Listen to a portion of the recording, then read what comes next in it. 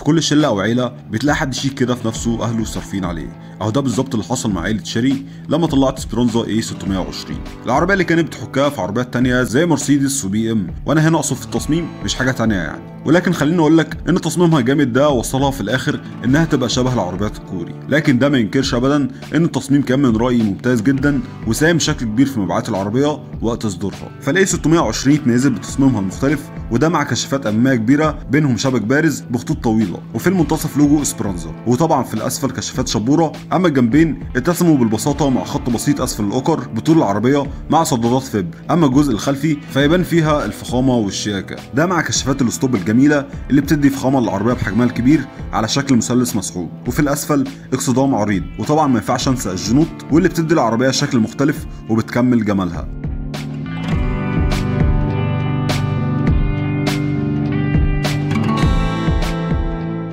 تصميم الاي 620 جه مع مواصفات وابعاد متناسقه مع الوزن عشان تديها اتزان اقوى مع السرعات، فالعربيه كانت بتيجي بطول 4 متر 77 وعرض متر 81 وارتفاع متر 44 وارتفاعها عن الارض 12 سم، وقاعده العجلات بتوصل 2 متر و7 سم بحجم جنط 16 بوصه، وتانك بنزين بسعه 65 لتر ومعدل التسارع من 0 ل 100 في 10 ثواني، ده مع معدل استهلاك بنزين 6.7 ل 9 لتر لكل 100 كيلو، ده مع وزن 1400 كيلو، واخر حاجه سعه الشنطه الخلفيه 620 لتر. والمواصفات دي مع تجهيزات اساسيه واضافيه، وخليني اقول لك ان التجهيزات دي ميزت العربيه بشكل كبير جدا في وقت نزولها. فالتجهيزات الاساسيه كانت بتتمثل في تكييف وباور وسنتر لوك وازاز كهرباء وساوند سيستم، اما التجهيزات الاضافيه فكانت متعدده واهمها واميزها هي الشاشات، واللي كانت بتيجي على الكراسي، ده طبعا مع شاشه التابلو ال LCD، وانظمه التحكم في اتجاه لمبات الكشافات الاماميه والكراسي مع تبطينها بالجلد، ده بالاضافه لفتحه السقف واثنين ايرباج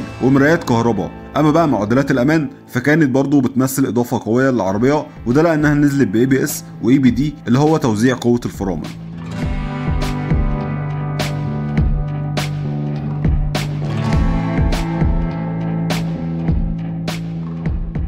تجهيزات العربيه ومواصفاتها جت مع موتور انجكشن 2000 سي سي بقوه 124 هورس باور، ده مع فتيس ستيبترونيك اوتوماتيك 4 سرعات ومانوال 5 سرعات، والفتيس والموتور كانوا من انتاج ميتسوبيشي، اما الشاسيه كان من جنرال موتورز.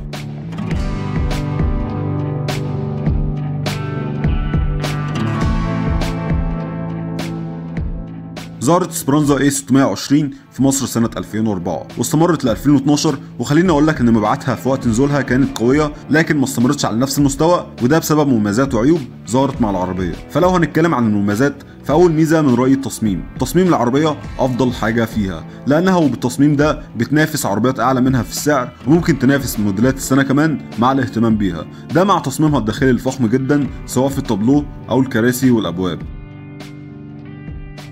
تاني ميزه ثبات العربيه ممتاز جدا على الطريق، وده بيرجع لوزنها اللي بيوصل ل 1400 كيلو. تالت ميزه تجهيزات ووسائل الامان، وده اللي بيظهر مع موديلات العربيه، ووضحت لك بالتفصيل التجهيزات الاساسيه والاضافيه ووسائل الامان، ولازم تعرف ان التجهيزات دي مش موجوده في عربيات كتير اعلى منها في السعر او احدث منها في الموديل، عشان كده بتاخد الاسبرانزا الافضليه في الجزئيه دي. رابع ميزه المساحات، سواء المساحات الداخليه او مساحات التخزين، فبسبب المساحات العربيه عاليه بامتياز وهتوفر راحه كبيره للركاب خاصه مع المسافات الطويله، اما مساحات التخزين الخلفيه فبتوصل ل 620 لتر، يعني ممتازه جدا وهتستوعب معاك. اخر ميزه سعر العربيه مقبول جدا وكويس، وده بالمقارنه بامكانياتها اللي مش موجوده في عربيات كتير من نفس الفئه السعريه.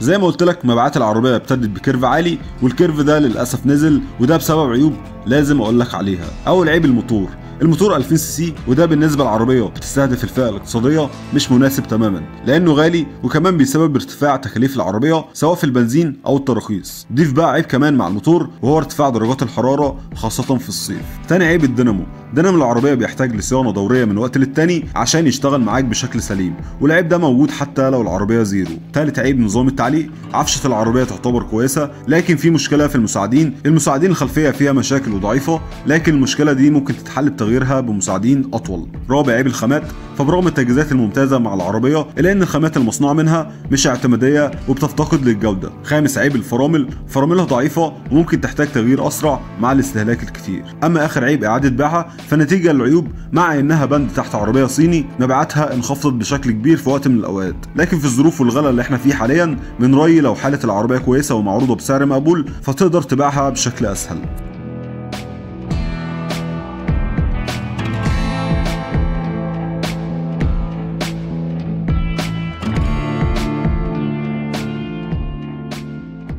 في ظروف الغلا والاسعار المبالغ فيها جدا في وقتنا ده، هل سعر الاي 620 كافي انه يخليني اشتري العربيه؟ عايز اقول لك ان العربيه ممتازه سواء في الامكانيات او التجهيزات، لكن عيوبها للاسف متعدده، ولو شايف انك قادر تتعامل مع العيوب دي سواء الحراره بتعديل اجزاء التبريد مثلا او العفشه او غيرها من العيوب، فانا بقول لك هات العربيه، لانها في حاله التعامل مع عيوبها هتبقى قيمه كبيره مقابل سعرها. ده كان فيديو اسبرانزا اي 620، ما تنساش اللايك والسبسكرايب. سلام يا وحش.